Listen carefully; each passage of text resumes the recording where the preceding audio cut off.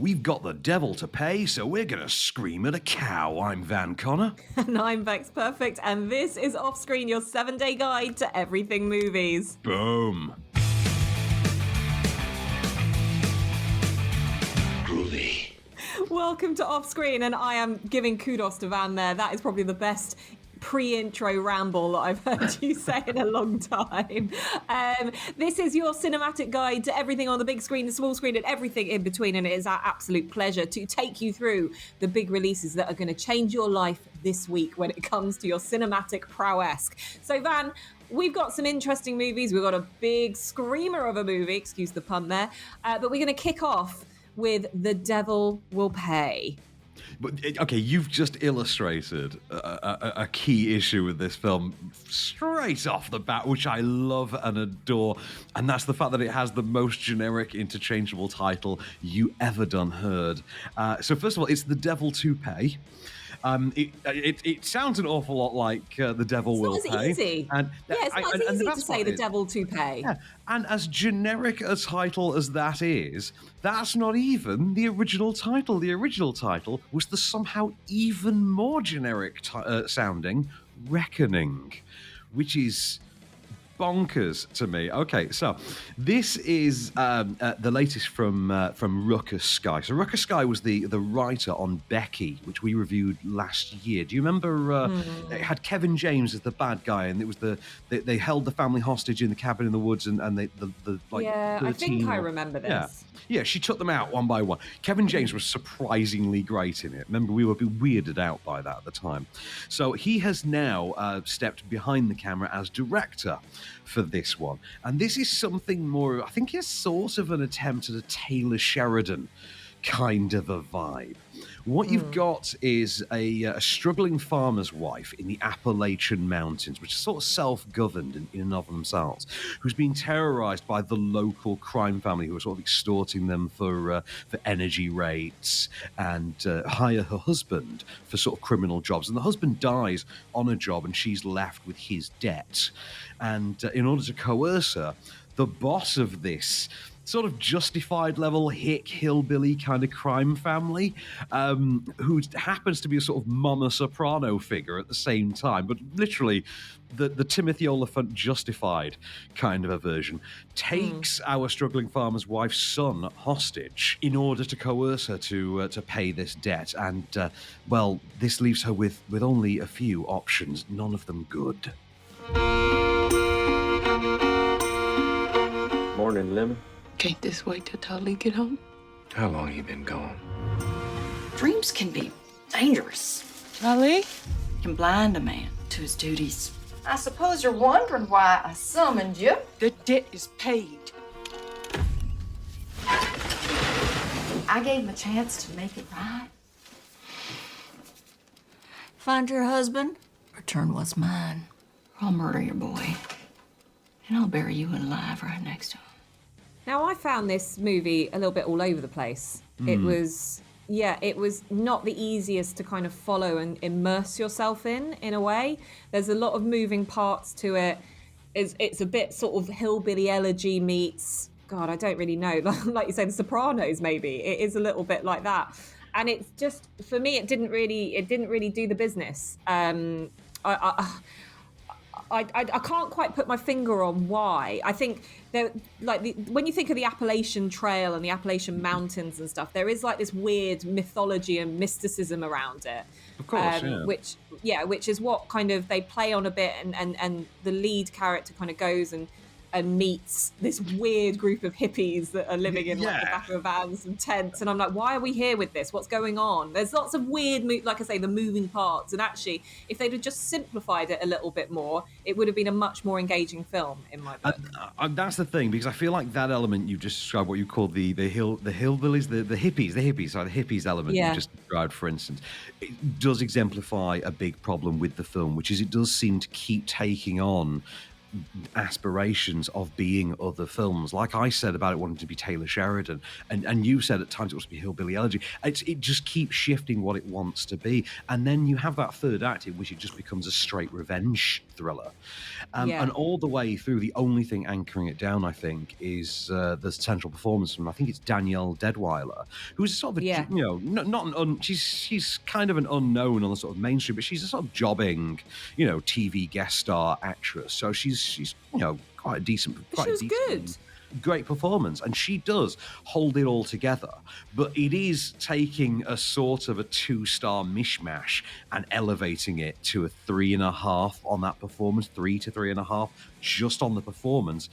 But it is a 2-star film as a result. Yeah, and I think unfortunately, like, if it had been a better film, it would have elevated Danielle Deadwyler to bigger and better things. So actually, I think her performance was really good in this. There was moments right at the beginning, before I kind of looked into who the cast was and stuff. It was a bit sort of Viola Davis in a way. There were moments of real brilliance in her characterization. That very specific Viola Davis intensity. I know exactly there's a moment as well, isn't it? There's an exact moment. Yeah. This kind of reminds me of, I remember when Viola Davis did something like, it does have that exact level of intensity, doesn't it? I know exactly what you mean. Yeah, exactly. And that's kind of what drew me in initially, where I was like, oh, okay, I'm watching this. And then it just goes a bit bonkers, doesn't it? And you kind of go, look, with the movies that we've watched about the Appalachian Trail and the Appalachian Mountains, you kind of go, it's either going to go down the horror route and stuff is going to go really weird, or it's going to go down the kind of older generational route, that Robert Redford movie that we watched, which was based on the Appalachian Trail. Walk in the Woods? Was that Walk in the Woods? Walk in the Woods, that's it. And I'm kind of like, I didn't know what to expect from this, and I was a bit underwhelmed, or just whelmed, maybe, by this. Nothing more. 10 things I heard about you tag of the week. Right, okay, you used the word bonkers a few minutes ago. I'm going to use that to describe my next venture. This is the Andrea Arnold directed documentary Cow. Remember Andrea Arnold? She did Red Road, Fish Tank. Yeah, remember Andrea Arnold? Was it American Honey? That was Andrea Arnold. Remember Andrea Arnold? Yeah. She did a documentary. And it's 94 minutes long, and it's not got a word of actual dialogue in it. I think there's an errant sentence heard in the background every now and again. It chronicles the life of a cow, to be honest. No more, no less. Andrea Arnold has discovered... I've not got a clip, because what am I going to play you? There's no clip. What am I going to play? Moo? Am I going to play you Moo? Is that how this is going? No, I'm not doing that. I'm not Moo. No. And there's not even that many moves. Like I say, that would count as dialogue. This is dialogue free. Shall I tell you where I stand with this movie? Just quickly please. Before you babble on. You sent me, and this is your fault. You sent me the Morning Star review of this movie. Yeah, before I'd seen it, and you sent me your review of it and said have a read. I read your review. And I went, I'm not watching this movie. I refuse to watch this movie. That is time I will not get back. And therefore, I made a stance. It sounded utterly ridiculous, as to, which is how you ended your review. Yeah, that's where I stand with this. I refuse to give this any airtime. It's like she discovered the existence of webcams after 3 decades of just not noticing them. It's insane to me. If anything, if it's not that, then it's art with a capital F. It's the most insane thing. And the only thing I can think of is she's trolling me. She's trolling us.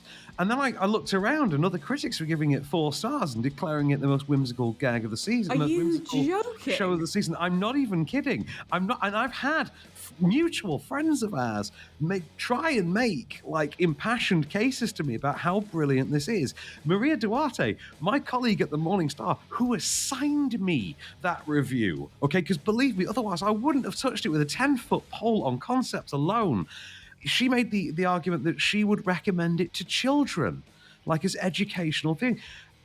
I despair. I despair. Maybe I'm being Emperor's New Clothed. Maybe that's what's happening. If you want to see Andrea Arnold webcam a cow for 94 minutes, have at it. It's called Cow. I think Mubi have got it this weekend. Fill your boots. For anyone else, like me, who's had to endure this and feels the way I do, fetch the bolt gun.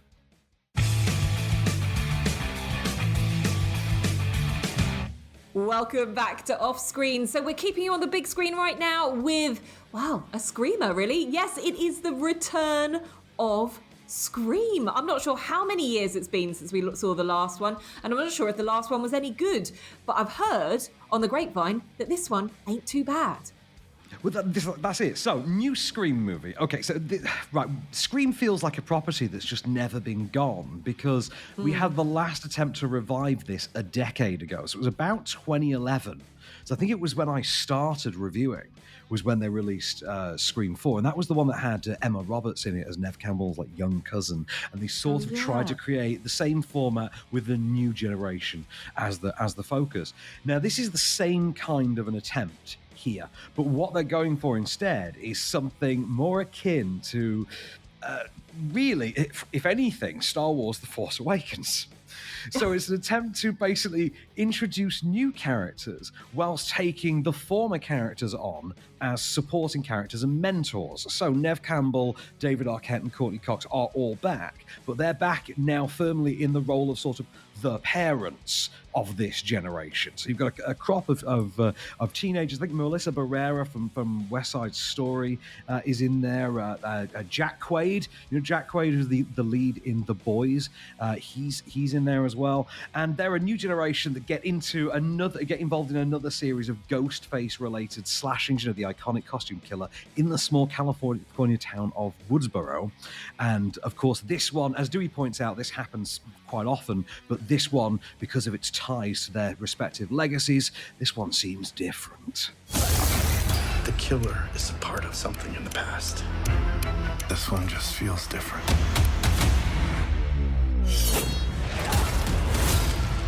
You're all in danger. Mom?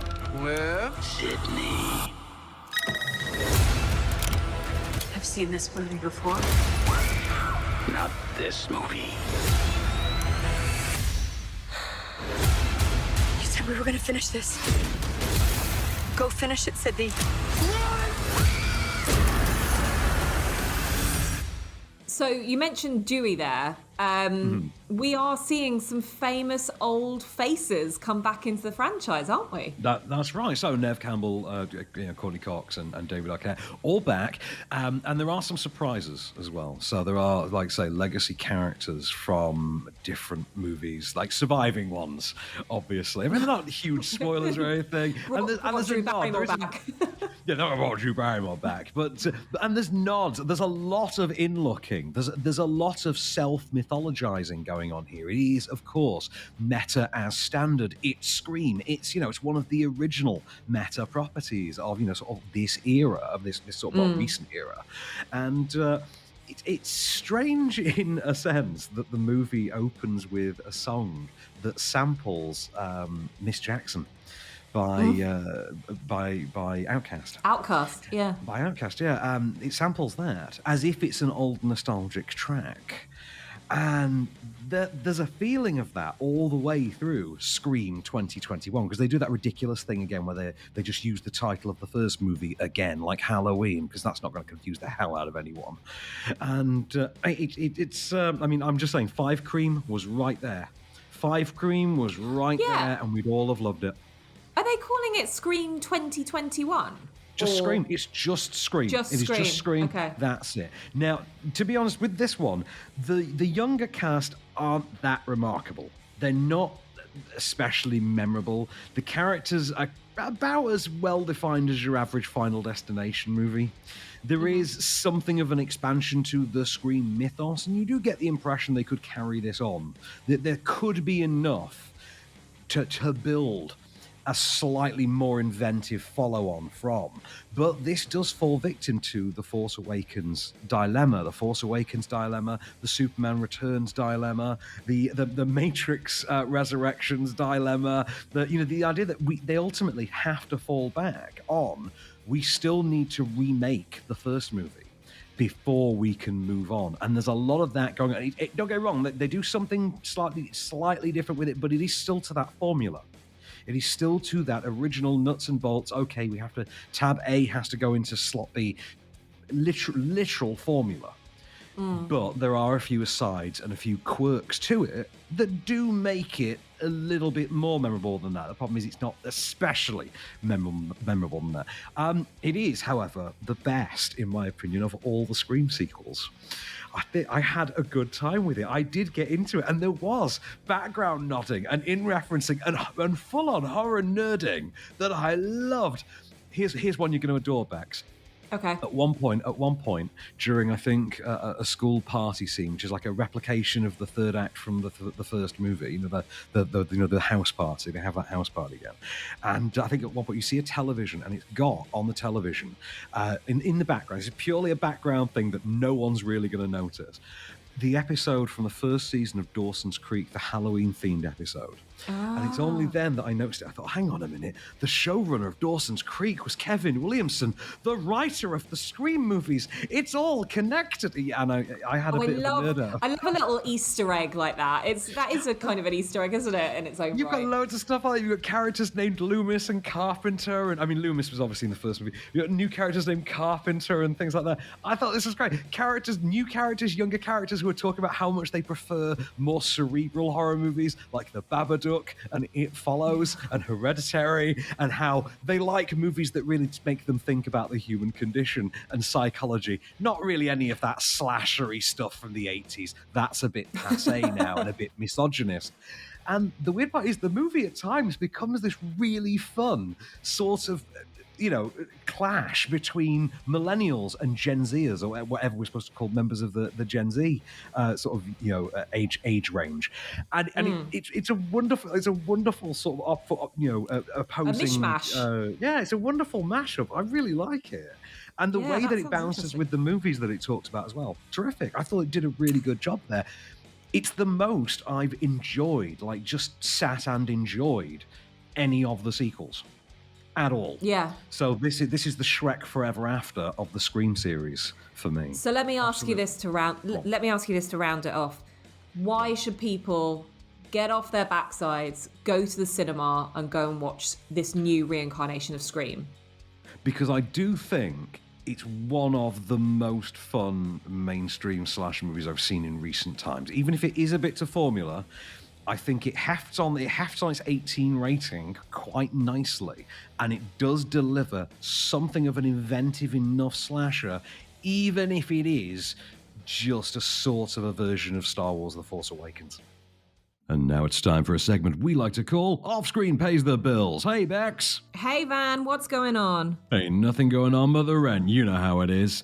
And another thing I'm coming to know very, very quickly, especially in the last few months, is that, it's getting increasingly difficult to find ways to keep the kids busy, especially during COVID when kids are home more often. And you kind of don't want to stick them in front of a screen all day. You want to give them something to do. Luckily, there are companies that can help with that. Wonderful companies, such as Mel Science, who do all the legwork for you. And if you don't know about them, what they do is they send you monthly science boxes. You know, like you and I have like our meal boxes. These are like monthly science boxes that are STEM themed, which is science, technology, engineering, and math. So they get this kit every month. It's got all the components in, so you don't have to run off like when we were kids. You have to go and find a 9-volt battery and a lemon. You remember that? They all come with really clear instructions, and the kids can follow them themselves with very easy to follow pictures. And each one has a different theme and can be catered to different age groups. So you can have one for like 5+, 8+, and 10+. You can have one for physics. You can have one for chemistry. And like I say, it has absolutely everything in there. Like I say, incredibly helpful. No one needs to go through the 9-volt battery and lemon hunt of my childhood. Keep the kids engaged. Get them into science. Science is cool. Get into science. And you can head over to Mel Science, and for the next month, you can use the promo code OFFSCREEN or follow the link in our description for this episode to get 60% off your first Mel Kids set.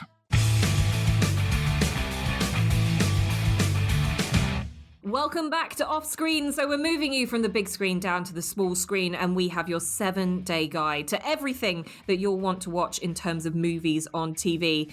And we're kicking off with a bit of an action one for you. If you're feeling a bit sluggish this January, I think this might get you back up and off the couch. But after you've watched it, of course, on ITV at 11:05 p.m. on Friday, you'll kick off your weekend with The Bourne Supremacy. I am struggling to keep up with how many Bournes there are. Are there 4? Is it 3 or 4? Well, I think the way it works now is I think there are 5 canonical Bourne movies and a TV show called Treadstone. So there's the original Jason Bourne trilogy. That's the first 3. So that's Bourne Identity, Bourne Supremacy, and then there's Bourne Ultimatum. Then there's the 4th one that's like a sidequel, that's the Bourne Legacy with Jeremy Renner and I think Rachel Weisz. Then the 5th one is just Jason Bourne, and that's where Matt Damon comes back. It's got Tommy Lee Jones and Riz Ahmed in it. And then there's Treadstone, which is on Amazon Prime, which is the series spin-off. So this is the second one that's on ITV, on this ITV tonight at 11:05. It's kind of a perfect time for a Friday night. You know, if you're having a Friday night in, and it's kind of a perfect time for perfect Friday night Friday movie, I think, as well. Yeah. It's got, and this is the one with Carl Urban, I think, is the villain. Is this the one who I takes love on Carl Urban, who is Dread. Which I think is... You got to love Carl Urban. Yeah. Is it Carl Urban? I can't remember. Or I might be mixing that up with Red. I'm going to find this out. But there are so many... He fights so many people in all these movies. But who doesn't love a bit of Matt Damon on prime Jason Bourne form? Kicking ass and taking names. 11:05, ITV, tonight, The Bourne Supremacy. What's not to love? What's not to love? Speaking of not to love, now this is one that I think is I think misjudged. I think is actually a better movie than it gets credit for. This was a de facto swap because I gave you the wrong listings. It was your fault. I apologise. So I had to put this in at the last minute. So I don't know if you know this, but very recently over on BBC, BBC One, I think it is, decided to revive the Saturday night tea time family TV slots. You know, like we used to have in the 90s with Lois and Clark and even Baywatch and things like that, and Knight Rider. You know, Saturday tea time, you used to sit down with your family and there'd always be something on, like a US 1-hour show. And they revived that recently, harkening back to the 90s heyday of Lois and Clark with Superman and Lois. In order to balance against this, which evidently has gone down quite well, ITV2 have counter-programmed this week with Superman Returns from 2006. The following day, they're also showing Man of Steel from, I think, 2013 as well, the Zack Snyder one, but you can avoid that one.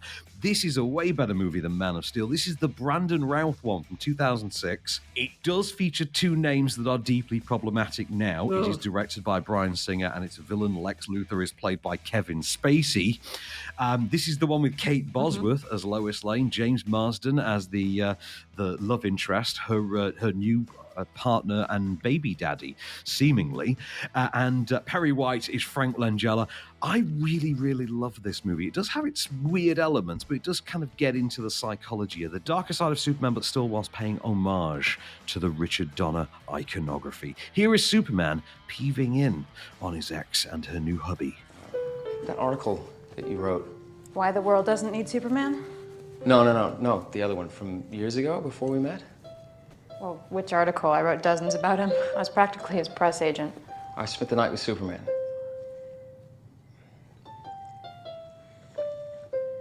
Richard, come on. It was the title of an interview.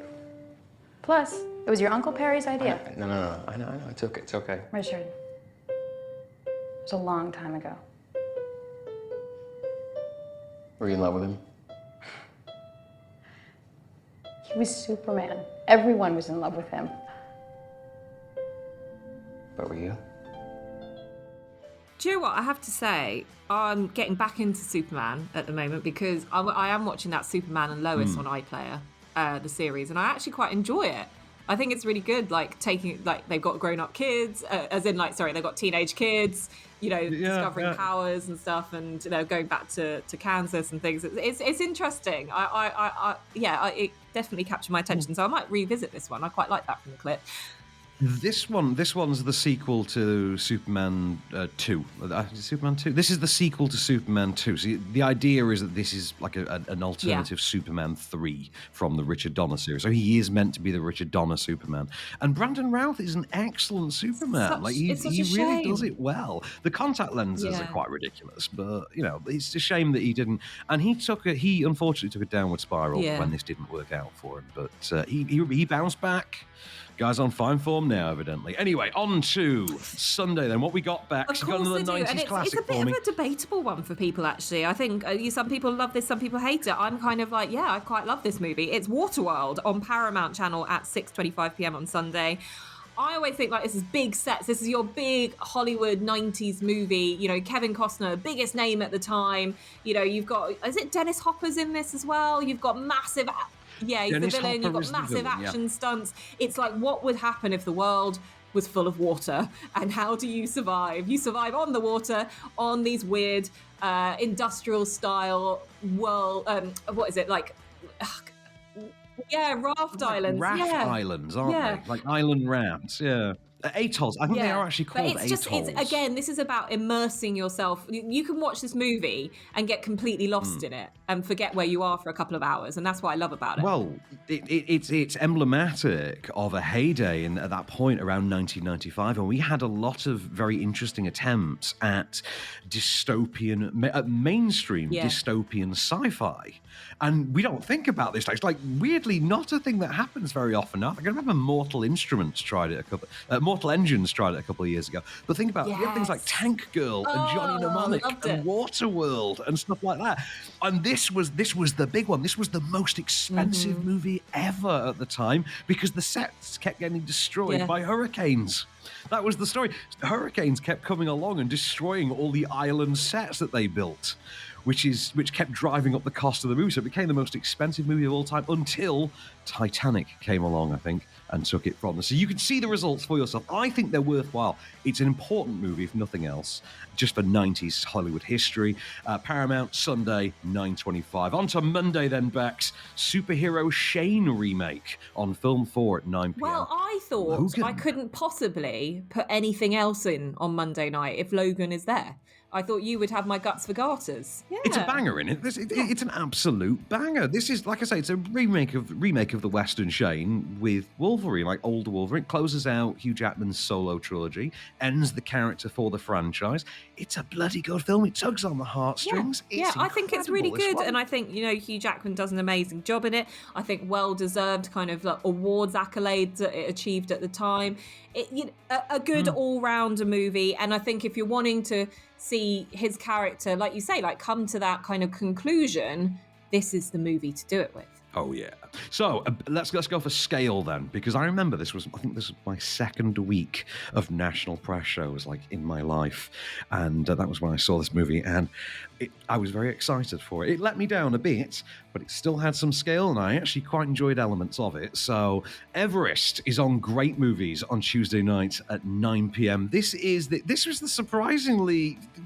quite well made. It just wasn't. All the characters weren't all that engaging, but it was quite well done in terms of disaster. Yeah, and it was kind of like the problem with this was like they were like, oh, we'll get some big names. So Jake Gyllenhaal's in this, and but then they were like, let's chuck Keira Knightley in it for some reason, and she had nothing really to do in it, and it was just not that she has much to do in anything, but it's like it's just like why? It's just to kind of pad out the thing. And I remember being at a press screening for this. And like it's the classic one. You expect so much, and you walk out, and you're kind of like, oh, okay. Yeah.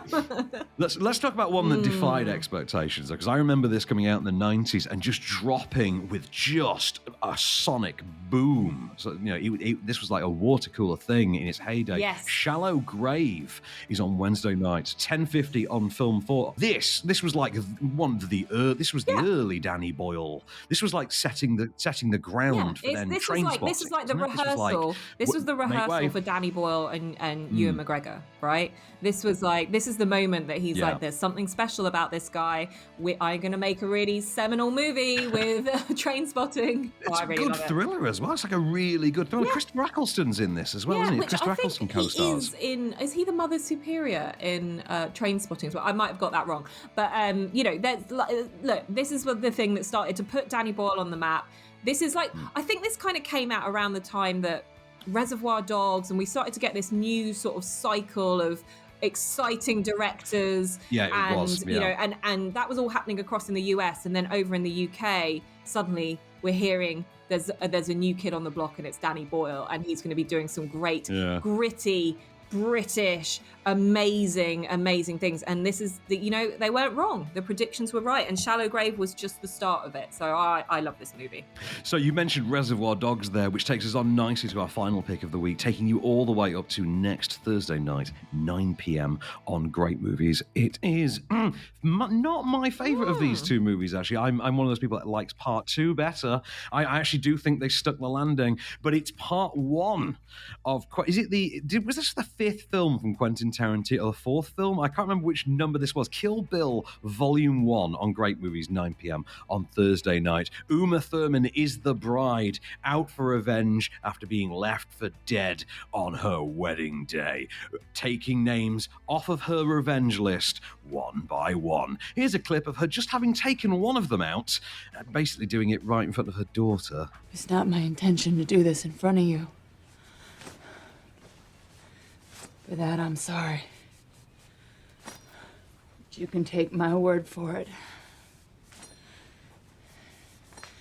Your mother had it coming.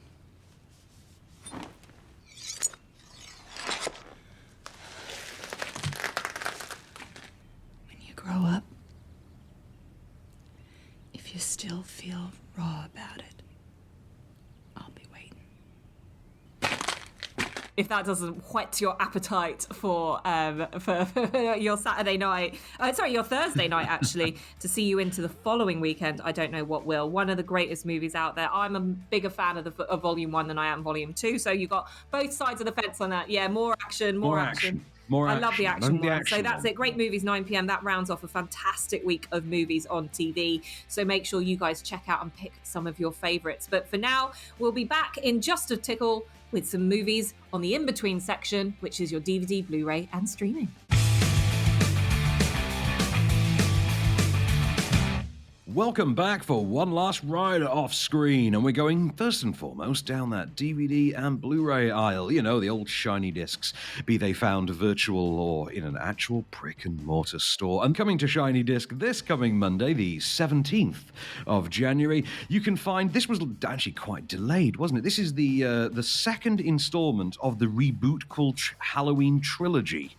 So you had Halloween 2017 or 2018, that was the reboot call, that was the alternative Part 2 to John Carpenter's 1978 original Halloween, and then this is effectively then Part 3, and there's a Part 4 to come. So you have Halloween once more, and then Halloween Kills, which is this one, and then Halloween Ends? I think it's Halloween Ends, which is supposed to be next year. This is the second installment in which it turns out, wouldn't you know it, Michael Myers survived, because evidently there needs to be a trilogy. And, well, you can imagine the chaos that ensues as the entire town of Haddonfield realise the boogeyman is real and decide to just mob up and go after him themselves. Tommy? Tommy, you can't go in there! Lori! Tommy! Lori, Tommy! he killed Marion, and he attacked Lindsay, too. What? Karen! We didn't know for sure. I didn't know what to tell you. Mom, I just want you to be okay. Listen, I just want you to know, when he gets here, I'm gonna kill him. Because 40 years ago, when I was a kid, you protected me. So tonight, I'm gonna protect you, okay? Nurse, you know, I appreciate you, but could you get out, please? Like, get out now! We had him. How did he escape? I don't know. I don't know. What do? We don't have the police support. We fight. We always fight. This did some okay business, didn't it? Yeah, it did okay business, because, you know, it had been quite delayed. It was highly anticipated. It was a decent scale, you know, kind of property. You know, Jamie Lee Curtis's name was still quite marketable, and the horror genre can be quite broader than people tend to think it is. Yeah, and also, you know, the series did find new fans with that reboot a couple of years ago, particularly through things like Netflix. This was just a bit underwhelming for anyone, really. It just didn't work as a second chapter. It just had none of the smarts of the first movie. It felt a lot less focused. Didn't make anywhere near as much sense. The character seems to walk around in circles for the entire movie, despite the fact that he's walking in a straight line. They keep telling us he's walking in a straight line over and over, because the same characters keep discovering the same information several times in this. It's a really badly made movie. I adore the last one, like the 2018 one. I thought it was really good. I thought the last one was even better than the previous attempt to reboot it in the 90s, which was H20. But the previous Jamie Lee Curtis reboot, sorry. just didn't work for me. But I know there are, huge fans out there of the Halloween franchise. People like me who are still, wanted to be completist and get it on the shelf alongside the rest of the collection. And you can from this coming Monday, the 17th of January. So over to streaming then, and we've got a veritable smorgasbord upon us this week. We have. Yeah, we do.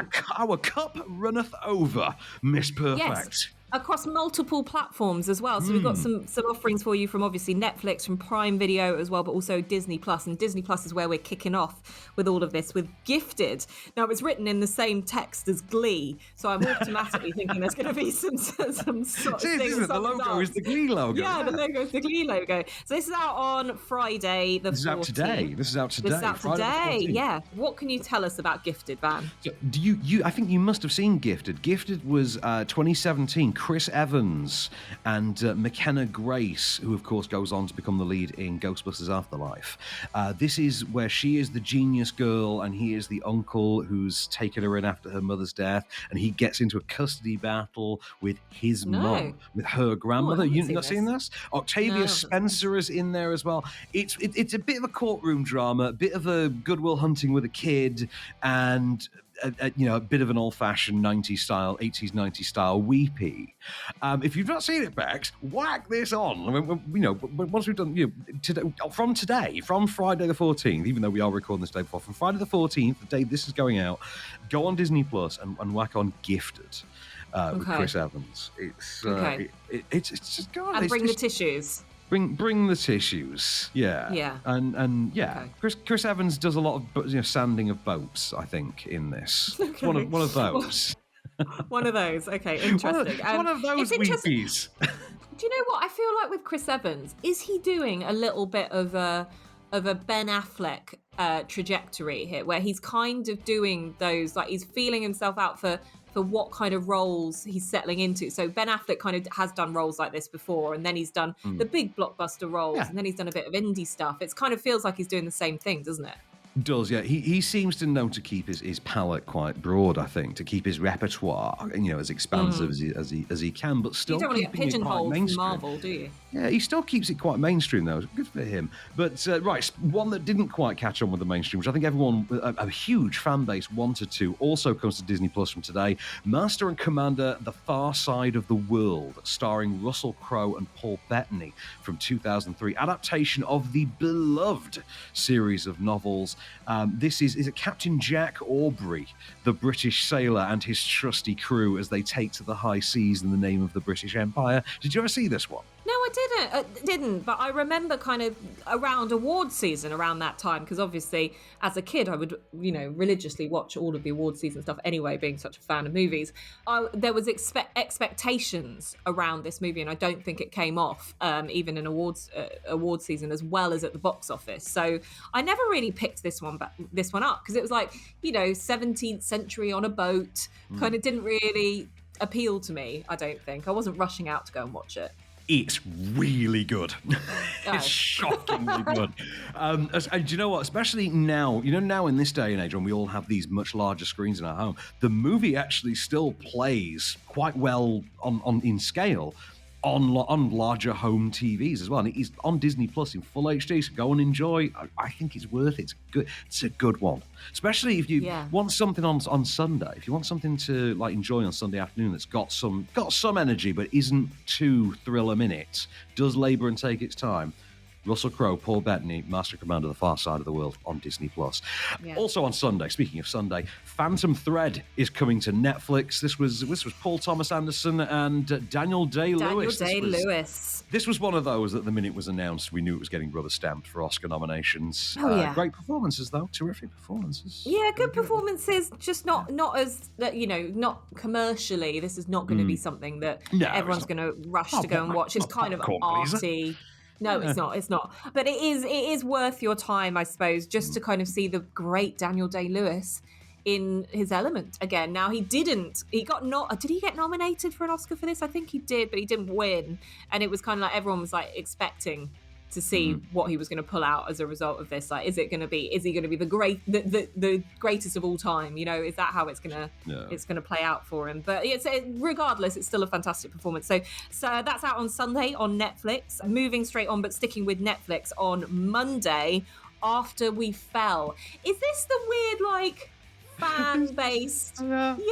This is this is the Harry Styles love affair fanfic that they've adapted into movies.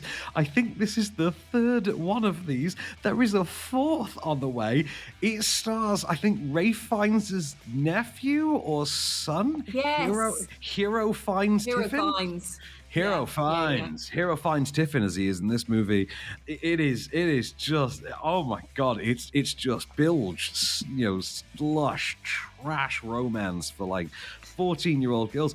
But if you're into that, I don't think we're the target market, are we? That's it. But if you're into this sort of thing, then this is being produced on the scale of like Twilight. So fair play to them. Yeah. You know, they're obviously, someone's watching these things.